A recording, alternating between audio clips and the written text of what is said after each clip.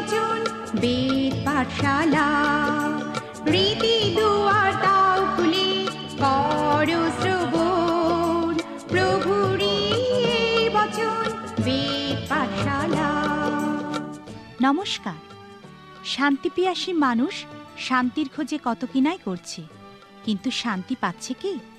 যিনি প্রকৃত শান্তি দিতে পারেন, সেই শান্তিরাজকে যদি জীবনে গ্রহণ না করা যায়, তাহলে শান্তির অন্বেষণ করা বৃথা। প্রিয় বন্ধু, বেদ পাঠশালা অনুষ্ঠান আপনার জন্য নিয়ে এসেছে শান্তির বার্তা। একদা যখন লোকসমূহ তাহার উপরে চাপাচাপি করিয়া পড়িয়া ঈশ্বরের বাক্য শুনিতেছিল, তখন তিনি গিনেশরত হ্রদের কূলে দাঁড়াইয়াছিলেন। আর তিনি দেখিলেন হ্রদের ধারে দুইখান নৌকা রহিয়াছে, কিন্তু ধীবরেরা নৌকা হইতে নামিয়া গিয়া জাল ধুইতেছিল। তাতে তিনি ওই দুয়ের মধ্যে একখানিতে সিমনের নৌকাতে উঠিয়া স্থল হইতে একটু দূরে যাইতে তাকে বিনতি করিলেন। আর তিনি নৌকায় বসিয়া লোকসমূহকে উপদেশ দিতে লাগিলেন। পরে কথা শেষ করিয়া তিনি সিমনকে কহিলেন, চলো, গভীর জলে নৌকা লইয়া চলো, আর তোমার মাছ ধরিবার জন্য তোমাদের জাল ফেলো। সিমন উত্তর করিলেন, হে নাথ, আমরা সমস্ত রাত্রি পরিশ্রম করিয়া কিছুমাত্র পাই নাই, কিন্তু আপনার কথায় আমি জাল ফেলিব। তারা সেইরূপ করিলে মাছের বড় ঝাঁক ধরা পড়িল ও তাহাদের জাল ছিনিতে লাগিল।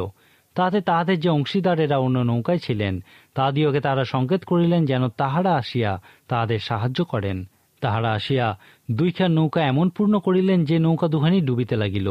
তাহা দেখিয়া সিমন পিতর যীশুর জানুর উপরে পড়িয়া কহিলেন, আমার নিকট হইতে প্রস্থান করুন, কেননা হে প্রভু, আমি পাপী। কারণ জালে এত মাছ ধরা পড়িয়াছিল বলিয়া তিনি ও যাহারা তাহার সঙ্গে ছিলেন সকলে চমৎকৃত হইয়াছিলেন। আর শিবদীয়র পুত্র যাকব ও যোহন, যাহারা সিমনের অংশীদার ছিলেন, তাহারাও সেইরূপ চমৎকৃত হইয়াছিলেন। তখন যীশু সিমনকে কহিলেন, ভয় করিও না, এখন অবধি তুমি জীবনার্থে মানুষ ধরিবে। পরে তাহারা নৌকা কূলে আনিয়া সকলেই পরিত্যাগ করিয়া তাহার পশ্চাৎগামী হইলেন। প্রিয় শ্রোতা বন্ধু, বেদ পাঠশালা অনুষ্ঠানে আপনাকে স্বাগত জানাই। এই অনুষ্ঠানে আমরা এখন লোকলিখিত সুসমাচার অধ্যয়ন করছি। এখানে আমরা যীশু খ্রিস্টের একটা নির্দিষ্ট কাজের বিষয় দেখতে পাই।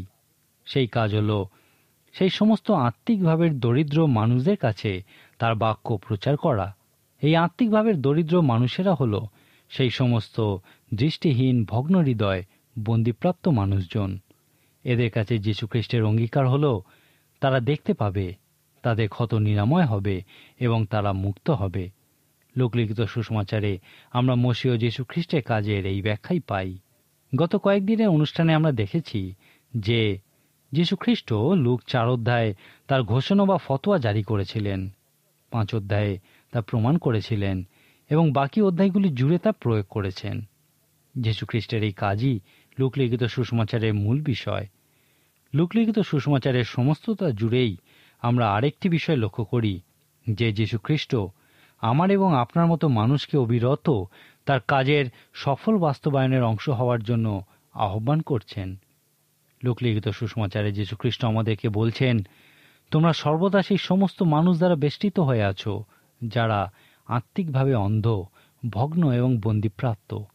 নতুন নিয়ম অনুযায়ী যীশু খ্রিস্ট, যিনি 33 বছর এই পৃথিবীতে বসবাস করেছেন, এখন আমরা যারা তার অনুসরণকারী, তিনি আমাদের মধ্যে বসবাস করেন।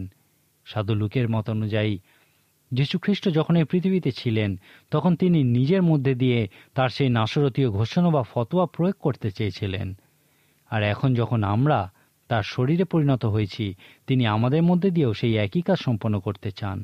লোকলিখিত সুসমাচারে লক্ষ্য করুন যীশু খ্রিস্ট কিভাবে তার কাজের প্রয়োগের ক্ষেত্রে মানুষকে নিযুক্ত করেছেন এবং তার কাজের অংশ হওয়ার জন্য উৎসাহিত করেছেন। লুক 5 অধ্যায়ে যীশু খ্রিস্ট সাধু পিতরের সঙ্গেও একই কাজ করেছেন। এখানে তারা যে প্রথমবার মিলিত হয়েছিলেন তা নয়। সাধু জন লিখিত সুসমাচারের 1ম অধ্যায়ে তাদের প্রথমবার দেখা হওয়ার ঘটনা লিপিবদ্ধ আছে। আন্দ্রেয় নামক সাধু পিতরের একজন ভাই ছিলেন। এই আন্দ্রেয়ই সাধু পিতরকে, যিনি সিমন নামে পরিচিত ছিলেন, যীশু খ্রিস্টের কাছে এনেছিলেন। প্রথমবার দেখা হওয়ার সময় যীশু খ্রিস্ট সাধু পিতরকে কৈফা নাম দিয়েছিলেন, যার অর্থ হল পাথর বা পিতর। সাধু পিতরের জীবনে একটা বিশেষ বিষয় ছিল অস্থিরতা। সেই জন্য খ্রিস্ট যখন তাকে পাথরের মতো স্থির বলেছিলেন, তা তার খুব ভালো লেগেছিল। যীশু খ্রিস্ট 3 বছর তাকে পাথর নামে ডেকেছিলেন। তারপর প্রেরিতদের কার্যবিবরণী পুস্তকে আমরা তাকে পাথরের মতো স্থির রূপে দেখতে পাই। আপনি আপনার পরিবারে ইহা প্রয়োগ করে দেখতে পারেন, কারণ মানুষকে যেভাবে ডাকা হয় সে সেইভাবেই বেঁচে থাকতে চেষ্টা করে। এই সিমনের প্রতি যীশুখ্রিস্টরও সেই একই মনোভাব ছিল। মতি 4:19 তিনি সিমনকে বলেছিলেন, আমার পশ্চাৎ আইসো, আমি তোমাকে মনুষ্যধারী করিব। সাধু লূক এই বিষয়ে বিস্তারিত বিবরণ দিয়েছেন।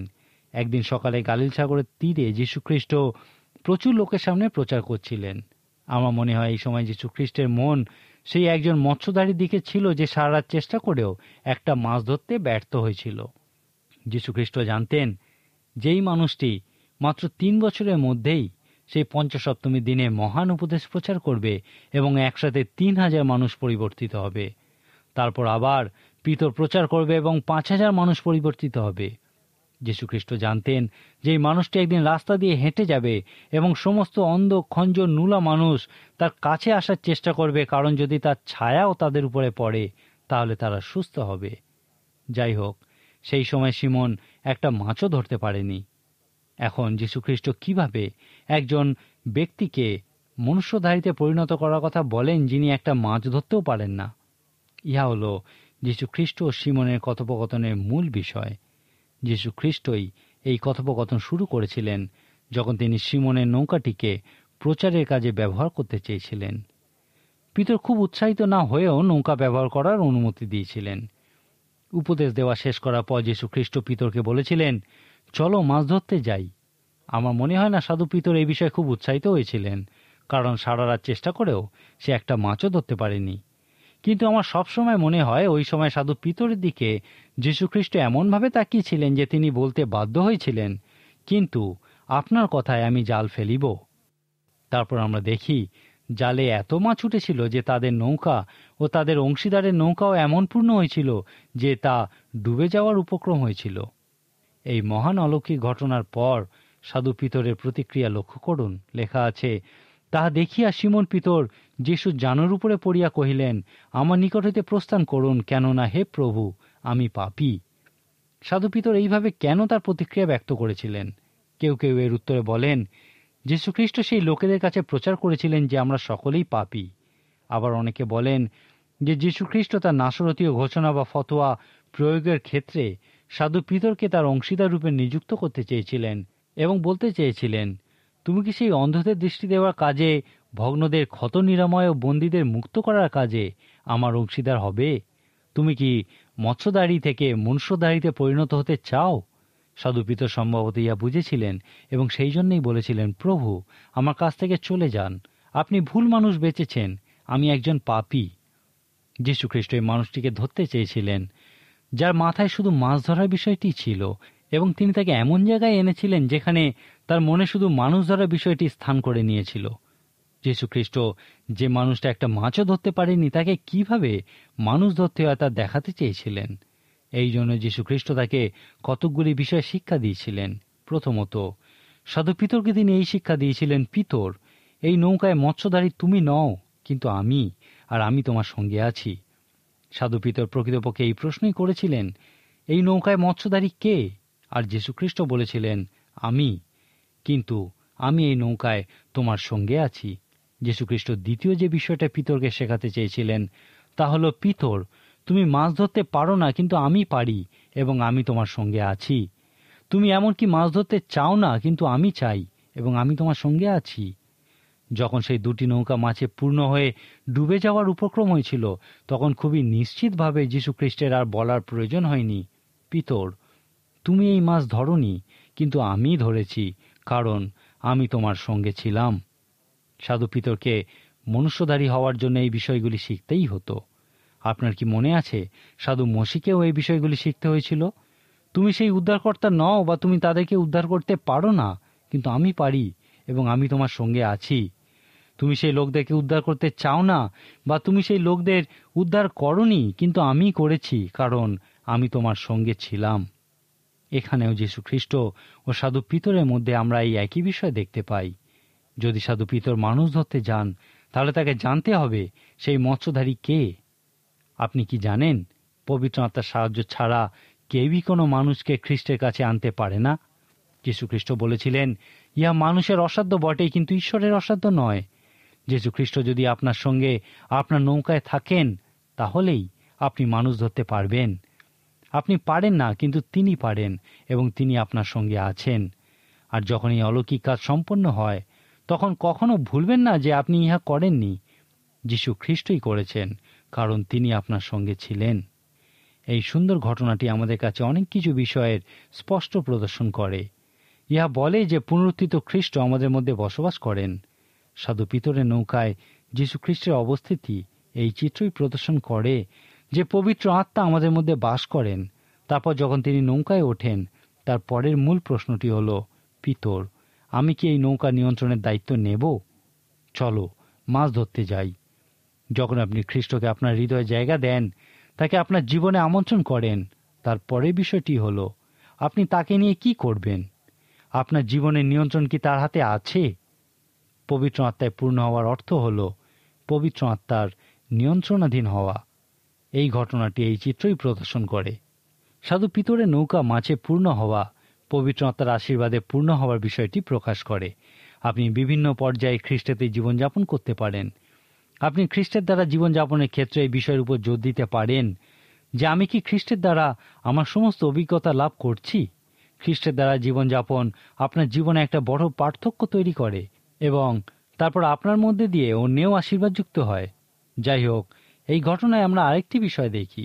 এই ঘটনার শুরুতেই আমরা দেখি সাধু পিতর যীশু খ্রিস্টকে তার জীবনে আসার আহ্বান জানাচ্ছেন এবং তার পরিকল্পনায় খ্রিস্টকে সামিল করছেন। অনেক মানুষই তাদের জীবনে এই কাজ করে থাকেন, কিন্তু মূল বিষয় হল, আপনি কি তার জীবনে অংশ এবং খ্রিস্ট কি আপনাকে তার পরিকল্পনায় সামিল করেছেন? সাধু পিতর তার নৌকা যখন মাছে পূর্ণ হয়েছিল, তখন খ্রিস্টের দ্বারা জীবনযাপন শুরু করেছিলেন। কিন্তু খ্রিস্ট যখন তাকে মানুষ ধরার কথা বলেছিলেন, তখন পিতর তার পরিকল্পনার অংশে পরিণত হয়েছিলেন। এখানেই পার্থক্যটা আমরা দেখতে পাই। এরপর লক্ষ্য করুন, অলৌকিকভাবে অত মাছ পাওয়ার পর সাধু পিতর কিন্তু সেগুলির প্রতি আকর্ষিত হননি। তিনি সমস্ত কিছু ত্যাগ করে যীশু খ্রিস্টকে অনুসরণ করেছিলেন। যীশু খ্রিস্ট তাকে বলেছিলেন, আমাকে অনুসরণ করা হলো তোমার কাজ এবং তোমাকে মনুষ্যদারিতে পরিণত করা হলো আমার কাজ। ইহাই ছিল চুক্তি। এখানে আমরা পিতরকে খ্রিস্টের জন্য জীবনযাপন করতে দেখি। ইহাই হলো খ্রিস্টের সঙ্গে আমাদের সম্পর্কের তৃতীয় পর্যায়।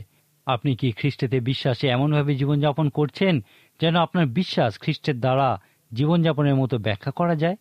আপনি কি খ্রিস্টকে সেই নৌকাপূর্ণ মাছের জন্য অনুসরণ করছেন? আপনি কি খ্রিস্টেতে জীবনযাপন করছেন? খ্রিস্ট কি আপনাকে তার পরিকল্পনার অংশ করেছেন, না আপনি এখনও তাকেই আপনার পরিকল্পনার অংশ করার চেষ্টা করছেন?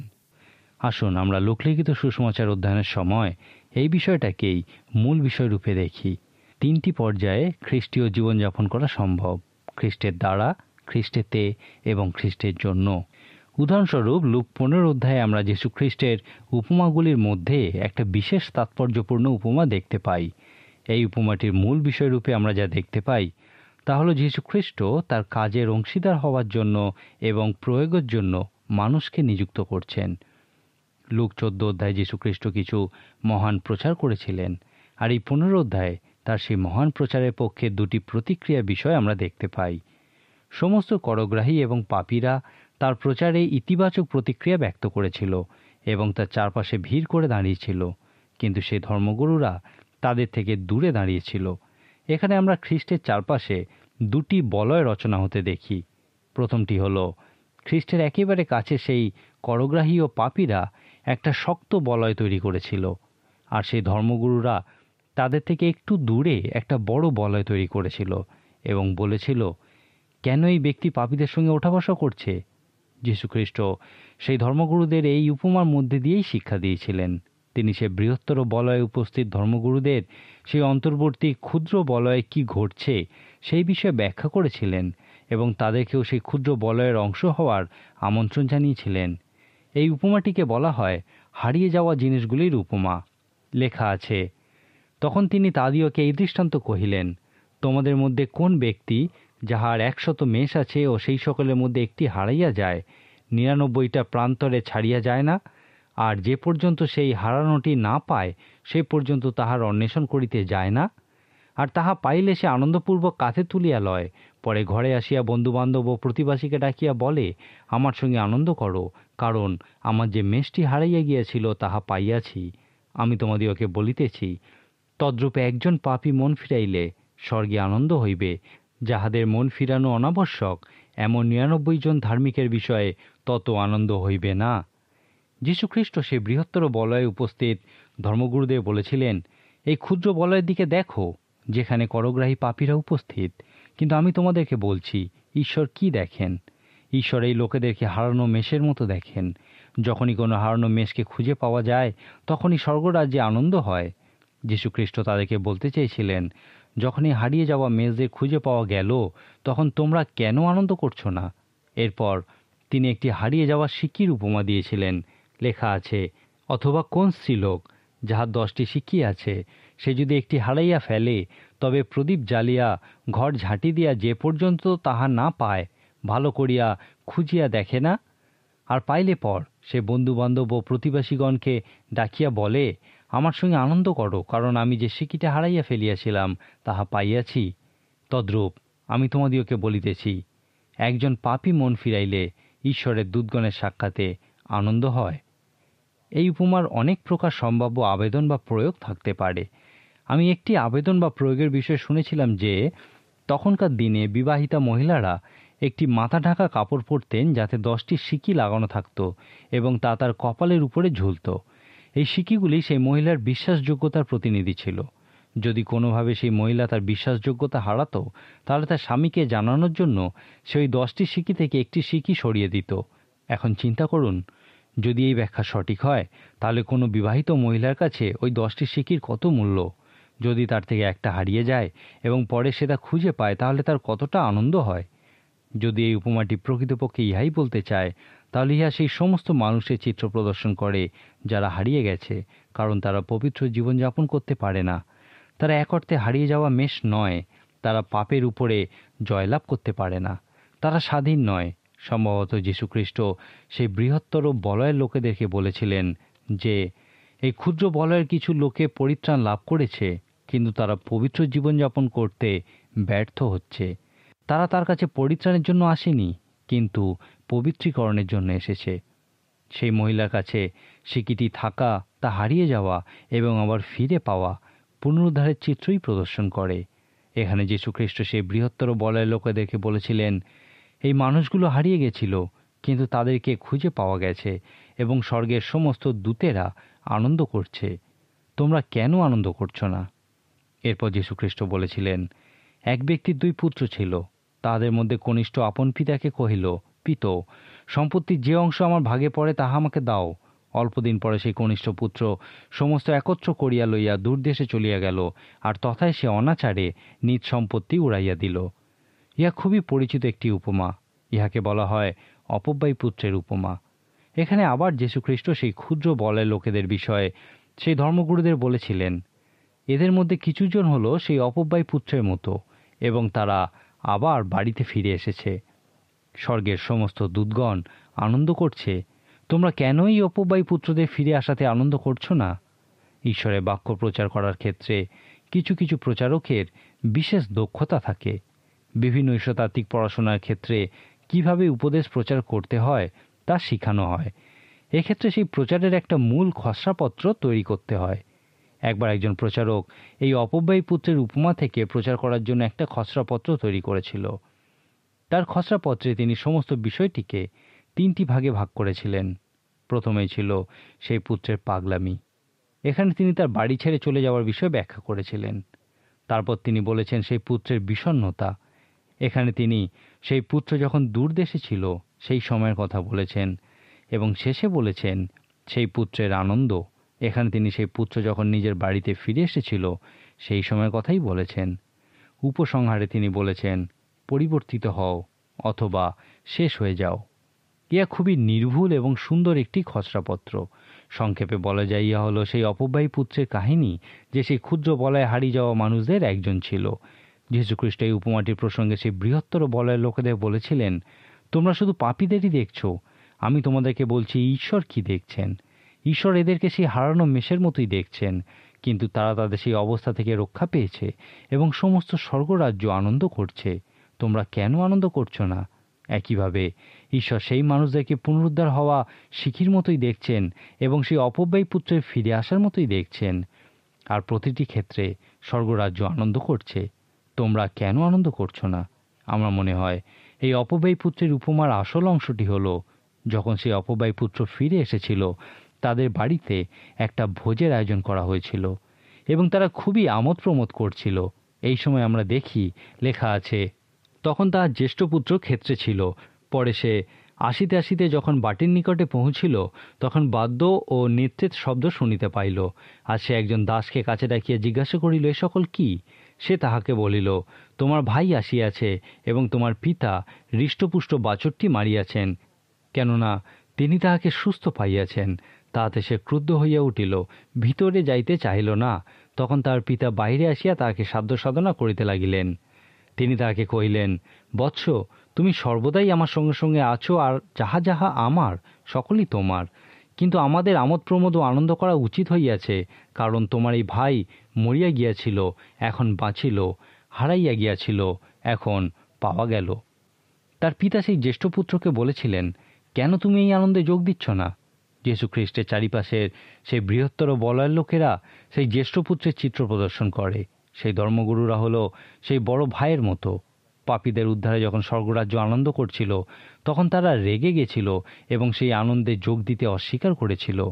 এই উপমার মূল বিষয়টি হলো, যখন সেই পিতা বাইরে এসে তার জ্যেষ্ঠ পুত্রকে বাড়ির ভিতরে গিয়ে সেই আনন্দে যোগ দিতে বলেছিলেন, তার যীশু খ্রিস্ট যখন এই উপমার শিক্ষা দিচ্ছিলেন, সেই সময় যা ঘটেছিল সেই বিষয়েরই চিত্র প্রদর্শন করে।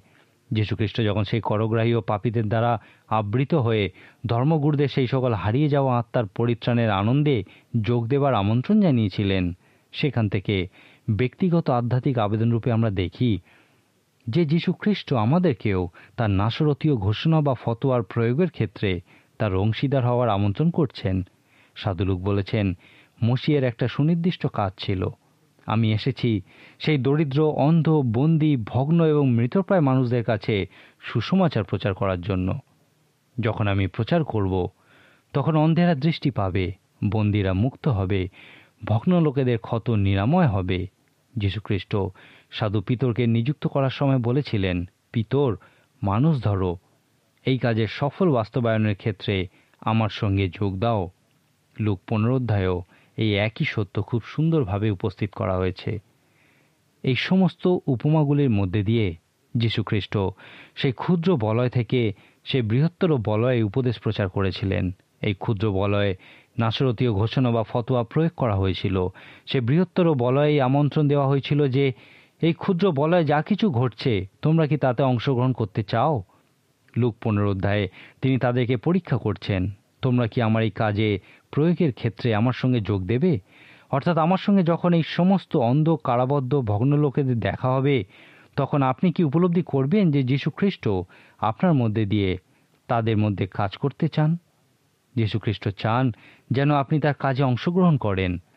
কোনো বিরাট খেলার আসরে, যেমন ধরুন অলিম্পিকে, প্রকৃতপক্ষে যা ঘটে তা হলো লক্ষাধিক মানুষ যাদের প্রকৃতই শারীরিক অনুশীলন প্রয়োজন, তারা বেশি করে বিশ্রাম নিচ্ছে, আর তারা যাদেরকে দেখছে তাদের প্রকৃতই বিশ্রাম প্রয়োজন, কিন্তু তারা বেশি করে অনুশীলনে ব্যস্ত। আজকের দিনে বেশিরভাগ মণ্ডলীতেই আমরা এই চিত্র দেখি। কিন্তু যদি আমরা প্রকৃতই লোকলিখিত সুসমাচারের মূল বিষয়টা বুঝি, তাহলে ইহা উপলব্ধি করব যে এই বিষয়টি এই রকম হওয়া উচিত নয়। লূকের সুসমাচারের মূল বিষয়টি শুরু হয়েছে মসিহের ঘোষণা বা ফতোয়ার মধ্যে দিয়ে।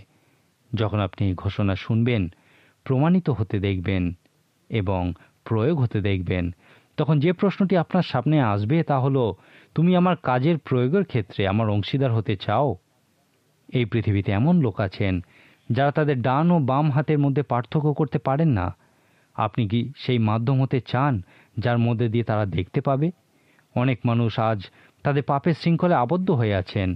আপনি কি শুধু তাদের পাশে বসে তাদেরকে দেখতে চান, না তাদেরকে মুক্ত করার বিষয়ে কিছু করার চেষ্টা করতে চান? সেই সমস্ত মানুষ যাদের ক্ষত নিরাময় হওয়া প্রয়োজন, আপনি তাদের ক্ষত নিরাময় করার মাধ্যম হতে চান? যীশুখ্রিস্ট সমগ্র মানবজাতির সমস্ত সমস্যার ক্ষেত্রে তার সমাধান হওয়ার জন্য আপনাকে আমন্ত্রণ করছেন। আজকেই তাকে আপনার সম্মতি জানান। আজকের মতো তাহলে এখানেই শেষ করি। আগামী অনুষ্ঠানে আপনি অবশ্যই আমাদের সঙ্গে উপস্থিত থাকুন। ঈশ্বর আপনার মঙ্গল করুন। প্রিয় শ্রোতা বন্ধু, বেদ পাঠশালা অনুষ্ঠানটি কেমন লাগলো এবং আপনি যদি বিনামূল্যে বাইবেল অধ্যয়ন সহায়ক পুস্তিকা পেতে চান তাহলে পত্রের মাধ্যমে, ইমেলে অথবা ফোনে আপনি আমাদের সাথে যোগাযোগ করতে পারেন। আমাদের ফোন নম্বর হল 24380045। ইমেলের জন্য লিখুন bengalivp@radio882.com। শেষে জানাই আমাদের ঠিকানা বেদ পাঠশালা, পোস্ট বক্স নম্বর 16925, কলকাতা 700034। আমাদের আরেকটি ঠিকানা হল বেদ পাঠশালা, জিপিও বক্স নাম্বার 87, শিলিগুড়ি 1। তাহলে আবার দেখা হবে। নমস্কার।